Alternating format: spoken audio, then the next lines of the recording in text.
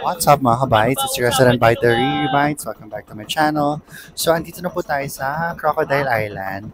And I heard na dadaan lang daw. Hindi daw tayo bababa kasi maahas daw siya. But yan yung eksena niya. I didn't place my holder, my gimbal. Pero yun yung eksena. So, that's basically the Crocodile Island. I don't know why it's called the Crocodile Island. Pero marami daw snake and I don't wanna see snakes. I'm scared of snakes. But so far, ang linaw ng water. Yes, 50 pesos per head. Opo. Meron din, pati yung cottage.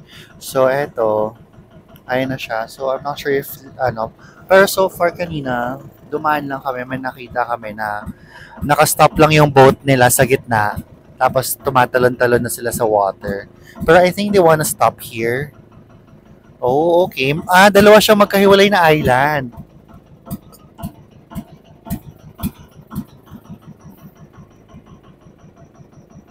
Ayan siya. Oh my gosh. Ang linaw ng water. Look.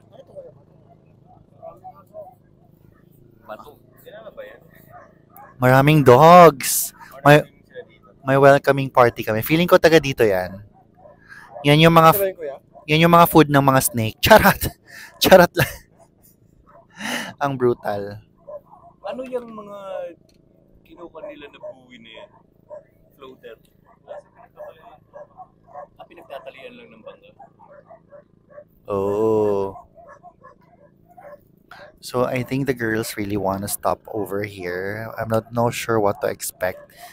But we have a welcoming party, a pack of around 5 to 6 dogs. And ayan lang sila. But I think I want to swim here na. Look, it's so malinaw. So, sobrang linaw ng water talaga. I love it. Ano ba to, siphon? Yeah. Hindi siya Crocodile Island. Snake. Dog and Snake Island. Makagat kayo ng aso. Parang hindi naman. Kung kayo lumapit sa aso. Okay. So, nauna yung mga girls. Yung yung other boat namin andun.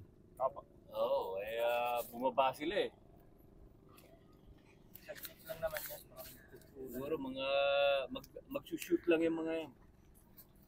Tanggalin mo nga itong Na-achieve mo na ba yung tan mo?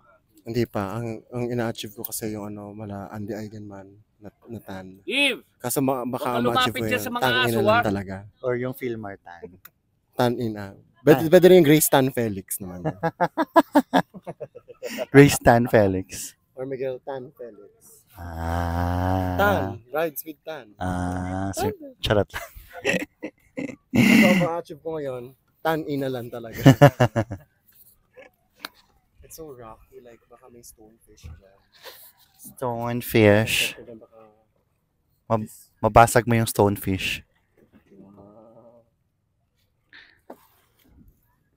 Di ba pinagbabawal nila yung ganito minsan? Stacking of stones kasi nakakasira doon yung ecosystem. Hindi ko sure. Paano naman nasira yung ecosystem mo dyan? Ikimuan lang. Nabasa ko lang naman, Kel. Sige na, go. Ayan, bumababa na sila.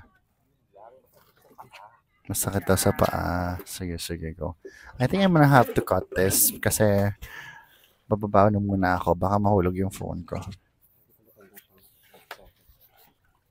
Baby girl!